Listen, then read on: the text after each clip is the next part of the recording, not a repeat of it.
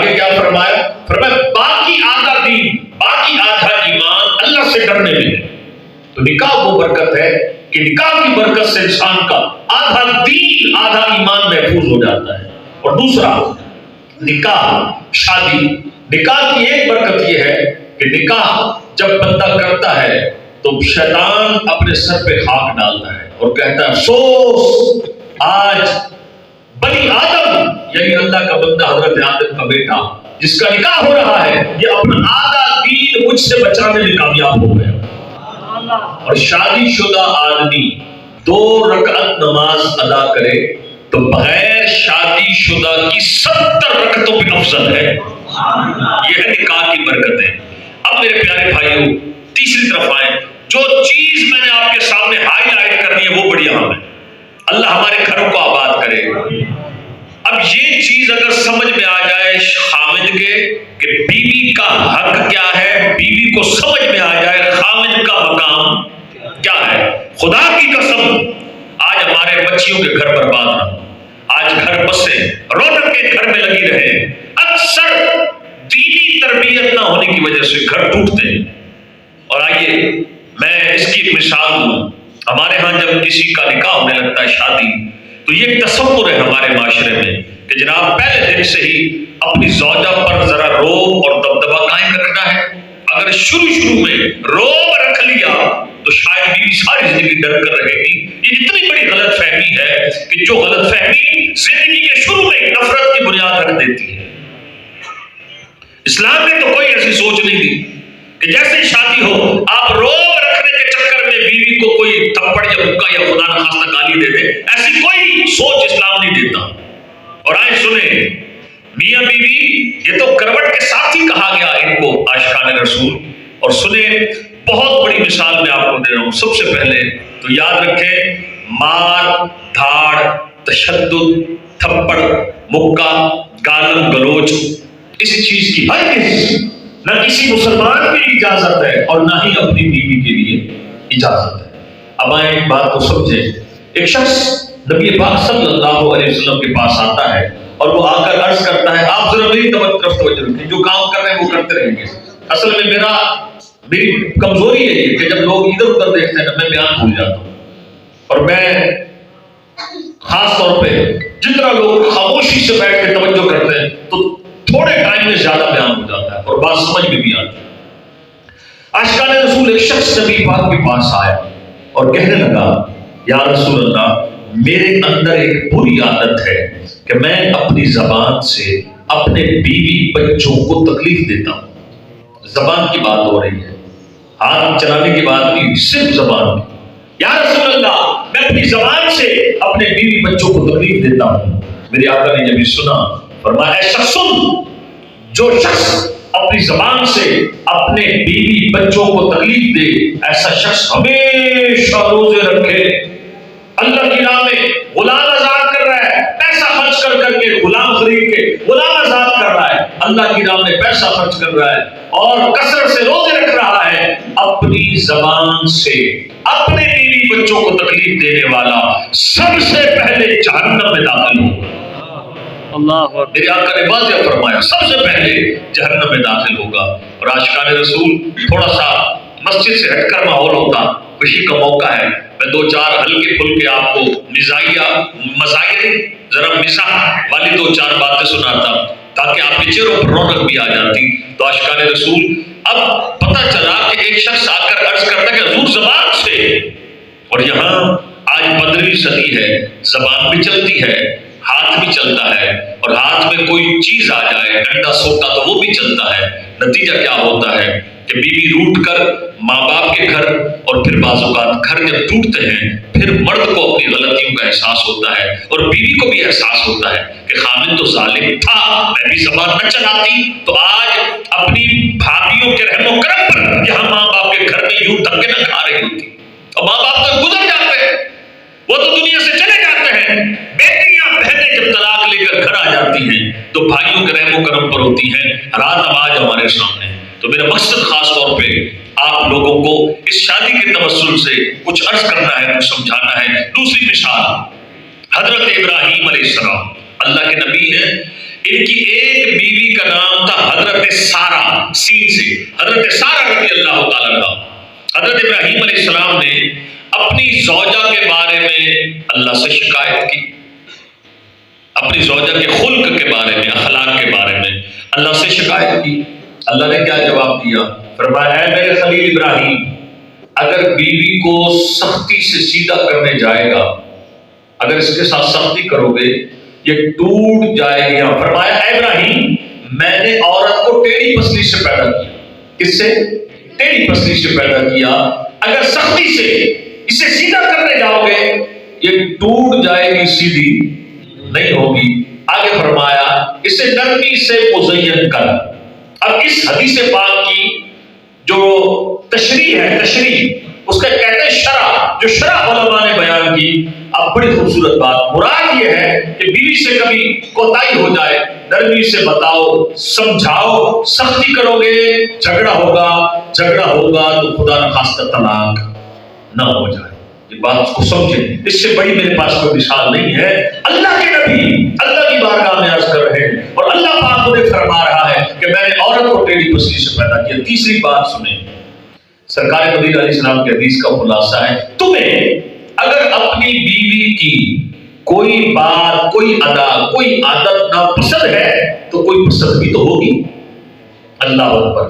اب آئیں اگلی چوتھی پانچویں بات، بہت بڑی مثال دینے لگا ہوں۔ حضرت عمر فاروق اعظم رضی اللہ تعالی عنہ، یہ وہ جلیل القدر صحابی ہیں نبی پاک کے سبز گنبد کے نیچے، جہاں نبی پاک کی قبر ہے، حضور کے پہلو میں ابو بکر عمر بھی جلوہ گر ہیں، وہی تشریف فرما ہے، ان کی قبریں بھی وہی ہیں۔ اور قربان جائیں حضرت عمر فاروق اعظم وہ صحابی ہیں کہ سرکار صلی اللہ علیہ وسلم کی حدیث ہے، اگر مجھ مصطفیٰ کے بعد نبوت کا سلسلہ جاری رہتا اور کسی نبی نے آنا ہوتا تو آنے والے نبی عمر فاروق اعظم ہوتے۔ روب ایسا، بہادر ایسے، انسان تو انسان، نبی پاک صلی اللہ علیہ وسلم ارشاد فرماتے ہیں جن اور انسانوں کے شیطان بھی عمر کے روب سے ڈرتے ہیں۔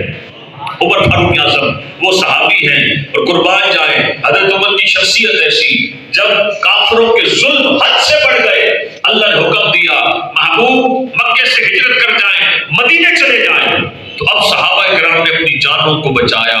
کوئی رات کے اندھیرے میں نکلا، کافروں کے شر کی وجہ سے تمام صحابہ جو ہجرت کر گئے حکمت عملی سے، خاموشی سے مکہ چھوڑ کر مدینے چلے گئے۔ صرف ایک صحابی حضرت عمر فاروق اعظم تھے کہ جب انہوں نے مکہ چھوڑا بڑی شان کے ساتھ چھوڑا۔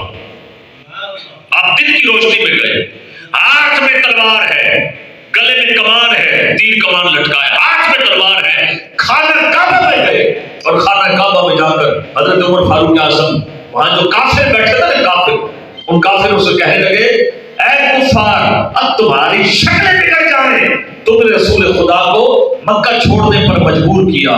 عمر بھی اپنے آقا کے پیچھے مدینے جا رہا ہے، اگر کسی نے اپنے بچوں کو یتیم اور اپنی بیوی کو بیوہ کرنا ہو تو عمر کو روک کے دکھائے۔ اکیلے تھے فاروق اعظم، لیکن کسی کافر جرأت ایسی، بہادری ایسی، روب ایسا، دبدبہ ایسا، کسی کافر کو یہ طاقت، یہ ہمت ہی نہ ہوئی کہ اتنے سارے کافر تھے کوئی عمر کا مقابلہ تو کرے، وہ عمر فاروق اعظم۔ اب اتنی بڑی مثال آپ کو دی ہے میرے بھائیوں، گویا ان جیسا بہادر کون، لیکن سنیں بڑی پیاری بات آئی، گھر میں حضرت عمر کا کردار کیا تھا، بڑی پیاری بات۔ حضرت عمر کا جب حضرت ابوبکر صدیق کی حکومت، آپ کی خلافت، آپ کی وفات کے بعد جب اختتام کو پہنچی، نئے بادشاہ، نئے خلیفہ بنے حضرت عمر فاروق اعظم رضی اللہ تعالی عنہ، تو ایک شخص اس کا بیوی سے جھگڑا ہوا، بیوی سے جب اس کا جھگڑا ہوا تو وہ اپنی بیوی کے جھگڑے کی شکایت لے کر حضرت عمر رضی اللہ تعالیٰ عنہ کے گھر آیا۔ اللہ اکبر، وہ قریب پہنچا گھر کے باہر تو اسے محسوس ہوا کہ حضرت عمر کے گھر میں بھی اندر بیوی آپ سے جھگڑ رہی ہے، بیوی آپ سے جھگڑ رہی ہے۔ توجہ کرنا اشکال رسول، حضرت عمر کوئی جواب نہیں دے رہے، جھگڑا نہیں کر رہے، جھگڑے کے مقابلے میں جھگڑا نہیں کر رہے، اور روب ایسا ہے کہ شیاطین بھی آپ کے دبدبے سے ڈرتے ہیں۔ اور شخصیت ایسی ہے کہ کافر بھی حضرت عمر کے نام سے تھر تھراتے تھے. بیوی جھگڑا کر رہی ہے, فاروق اعظم جھگڑا نہیں کر رہے. اب وہ آیا, اس نے جب دیکھا اندر سے بیوی کے حضرت ام کلثوم رضی اللہ تعالیٰ عنہ کی زوجہ تھی, وہ جھگڑا کر رہی ہیں. حضرت عمر فاروق اعظم بیوی سے جھگڑ نہیں رہے بلکہ بیوی تکرار کر رہی ہے. تو اب وہ جو آیا تھا نا, وہ دل میں سوچنے لگا اسیتا بڑا مسئلہ لے کے آئے سے. تو فاروق اعظم ساڈے جڑے مسلمان بادشاہ انہوں نے گھر بھی یہی رولا ہے. اللہ اب وہ کچھ کہے بغیر چلا گیا. اور نیکسٹ جب وہ اگلے بار حضرت عمر کے پاس آیا, حضرت عمر فاروق اعظم فرمان لگے فلاں دن تم آئے تھے, کوئی بات ہی نہیں کی, چلے گئے. وہ کہنے لگا حضرت جی میرے گھر والی نے میرے نال چڑھا لایا سی, میں آپ کی بارگاہ میں حاضر ہوا تھا کہ میں آپ کو آ کے اپنی بیوی کی شکایت کروں, آپ کی زوجہ بھی آپ سے لڑ رہی تھی. اللہ اللہ. حضرت عمر نے خوبصورت بات کہی. پتہ کیا کہا؟ فرمایا مجھے میری بیوی کے بڑے فائدے, نکاح کے شادی کے بڑے فائدے ہیں. نمبر 1 سمجھیے گا, نقطہ اتنا باریک نہیں ہے, سمجھ آ جائے گا. فرمایا میری بیوی میرے اور جہنم کے بیچ میں ڈھال ہے. سبحان اللہ. میری بیوی میرے اور جہنم کے بیچ میں ڈھال ہے. اتنا بڑا فائدہ یہ نکاح کا کہ جب شادی ہو جاتی ہے بندہ بدکاری, زنا اور گناہ سے بچ جاتا ہے. تو فرمایا میری بیوی میرے اور جہنم کے بیچ میں ڈھال ہے. اگر ایک یہی فائدہ دیکھا جائے نا, تو وہ زوجہ جس کی وجہ سے بندہ گناہوں سے بچ جائے تو وہ کبھی کوئی بات کر لے, بندہ کہے یار ٹھیک ہے جو بھی ہے اللہ نے اس کی وجہ سے میرا ایمان بچا ہے. نمبر 2 آگے سمجھے, فرمایا میرے بچوں کو ان کی کفالت کرتی ہے. اس کو اور کھول کے بیان کروں تو میرے بچوں کو نہلاتی ہے, دھلاتی ہے, کپڑے پہناتی ہے, کھانا پکاتی ہے, ان کو کھلاتی ہے, ان کی دیکھ بھال کرتی ہے. نمبر 3 میں گھر سے باہر ہوتا ہوں, میرے مال, میرے بچوں, میرے گھر کی حفاظت کرتی ہے. نمبر 4 جب میں امور سلطنت آسان الفاظ میں کہوں تو ڈیوٹی دے کر جب گھر آتا ہوں مجھے کھانا بھی دیتی ہے. تو جس زوجہ کے اتنے سارے مجھے فائدے ہوں, اگر کبھی اسے غصہ آ جائے تو مجھے معاف کرنا چاہیے. یہ سن کر وہ پتہ کیا کہنے لگا, وہ کہنے لگا کہ حضرت جی یہ سارے کام تو میری گھر والی بھی کرتی ہے. اللہ سمجھانا یہ چاہ رہے تھے میرے بھائیوں, کمپرومائز. کیا جی؟ کمپرومائز, ایک دوسرے کو برداشت کرنا. کبھی بیوی برداشت کر لے, کبھی خامد برداشت کر لے, تو انشاءاللہ یہ دونوں پہیے چلتے رہیں, یہ دونوں پہیے چلتے رہیں گے. اور عاشقان رسول اگر بیوی کبھی جھگڑ پڑے تو بول پڑے, خامد چپ ہو جائے گا تو کوئی رن مریدی نہیں ہے, ہاں کوئی بزدلی نہیں ہے. اور میرے پیارے اسلامی بھائیوں آئیں سنیں, میں اتنی پیاری بات آپ کو سنانے لگا ہوں. حضرت ابو الحسن خرقانی رحمت اللہ علیہ زمانے کے مشہور ولی اللہ تھے, بہت بڑے ولی اللہ. ایک بندہ آیا لمبا سفر کر کے حضرت ابو الحسن خرقانی کی زیارت کے لیے. جب وہ پہنچا حضرت ابو الحسن کے گھر, اس نے دروازہ بجایا. اندر سے بیوی نے پوچھا کون؟ آپ گھر نہیں تھے. وہ کہنے لگا جی بیوی مسافر ہوں, حضرت ابو الحسن خرقانی اللہ کے جو ولی ہیں ان کی زیارت کے لیے آیا ہوں, بڑا سفر کیا ہے. زوجہ تھی بد اخلاق. کیا تھی؟ بد اخلاق. وہ کہہ لگے ایسے ہی تو نے سفر کیا, خواہ پیٹا ڈالے تو عام سا آدمی تو ساتھ رہتی, تجھے کس نے کہا؟ اور دل ٹوٹ گیا. یار ہم نے تو بڑی نام سنا تھا, بڑی مشہوری تھی, اتنا سفر بھی کیا, پیسہ بھی خرچ کیا. اس وقت سفر آسان تھوڑی ہوتے تھے. اور جب پہنچے تو پتہ چلا جناب کہ حضرت جی تو عام سے آدمی ہے, بیوی مطمئن نہیں ہے. بیوی تھی زبان دراز. سنیں, دل ٹوٹ گیا. اب دل جب ٹوٹا تو اب یہ ایک حسرت آئی, چلو یار آئے تو ہیں, دل تو ٹوٹ گیا, سنا کچھ تھا, نکلا کچھ, لیکن دل کے اندر آ گیا چلو چل کر ملاقات تو کرے, ہیں کون, دیکھو تو صحیح. اب سفر بھی کیا, پیسہ بھی لگایا. وہ کہنے لگا بی بی حضرت جی کتنے گئے ہیں؟ بی بی کہنے لگی جنگل میں چلے جاؤ, گھر کے لیے لکڑیاں کاٹنے گئے ہیں. اب یہ جنگل کی طرف چلا, جا کر اس نے جب دیکھا جنگل کے قریب پہنچا, کیا دیکھتا ہے کہ ابو الحسن خرقانی رحمت اللہ علیہ نے لکڑیاں کاٹی, لکڑیوں کا بنڈل, گٹھڑی بنائی, گٹھڑی بنائی آپ نے, اور گٹھڑی بنا کر وہ جو بنڈل سا بنا ہے نا، باندھی ہوئی لکڑیاں تھی، اس شخص نے دیکھا کہ حضرت ابوالحسن آگے آگے ہیں اور شیر جو جنگل کا بادشاہ ہے اس کی پیٹھ پہ آپ کی لکڑیاں لدی ہیں، پیچھے پیچھے چل رہا ہے. سمجھ آئی آپ؟ شیر پیچھے پیچھے، آپ آگے آگے. اب جب اس نے کرامت دیکھی کہا کہ واہ کیا بات ہے، یہ تو واقعی اللہ والے ہیں. اب آپ سے ملا وہ اور مل کر کہنے لگا حضرت جی میں ایک گل تو دسو جی، آپ کے گھر گیا تھا، بیوی کچھ کہہ رہی تھی اور میرا دل ٹوٹ گیا. میں نے کہا چلو ملوں تو صحیح، اور شان دیکھی ہے تو جنگل کا بادشاہ بھی غلامی کر رہا ہے، یہ مکان کیسے ملا؟ پتہ کیا جواب دیا؟ فرمایا بیوی بد اخلاق ملی ہے، میں صبر کرتا ہوں، اللہ نے مجھے یہ مقام دیا. سبحان اللہ. میں صبر کرتا ہوں، اللہ نے مجھے یہ مقام دیا ہے. تو میرے بھائیوں، کوئی برداشت اور برداشت، ہم تو یہ تو پھر بھی شریک حیات ہے جس کے ساتھ ساری زندگی گزارنی ہے. میرے آقا صلی اللہ علیہ وآلہ وسلم نے تو جب مکہ فتح ہوا، سرکار نے تو ان کو بھی معاف کر دیا تھا جنہوں نے حضور کے راستے میں کانٹے بچھائے، جنہوں نے میرے آقا کے جسم پر پتھر برسائے. آئے تو حکومت بھی تھی، طاقت بھی تھی، مکہ بھی فتح ہو گیا، صحابہ کے پاس تلواریں بھی ہیں. اگر آج میرے آقا حکم دیتے آپ کے راستے میں کانٹے بچھانے والے، آپ کے جسم پر پتھر برسانے والوں کو سرکار کاٹ کر گاجر مولی کی طرح پھینکوا دیتے اور چیلے اور کبے ان کی لاشوں کی بوٹیوں کو کھاتے. لیکن جب میرے آقا نے مکہ فتح کیا، فرمایا او اہل مکہ، آج مجھ سے کس بات کی توقع رکھتے ہو؟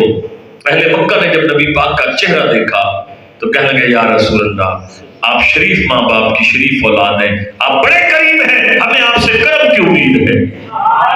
سبحان اللہ. 8 سال تقریباً مکے سے جب مدینے گئے نا، 8 سنہ ہجری میں، پھر 8ویں سال جا کر مکہ فتح ہوا. سنیں وہ کافر جنہوں نے بہت کی جنگ لڑی سرکار سے، جنہوں نے جنگ بدر لڑی، جنہوں نے تبوک کی جنگ لڑی، وہ کافر جو تلوار سے ڈر سے مسلمان نہ ہوئے، جب میرے آقا نے عام معافی کا اعلان کیا تو وہ کے کٹر کافر بھی جب سرکار نے فرمایا آج کے دن تم پر کوئی پوچھ گچھ نہیں، تم سب کو معاف کیا، تو ان کافروں کی، ہزاروں کافروں کے منہ سے نکلا اشہد ان لا الہ الا اللہ واشہد ان محمدا عبدہ ورسولہ.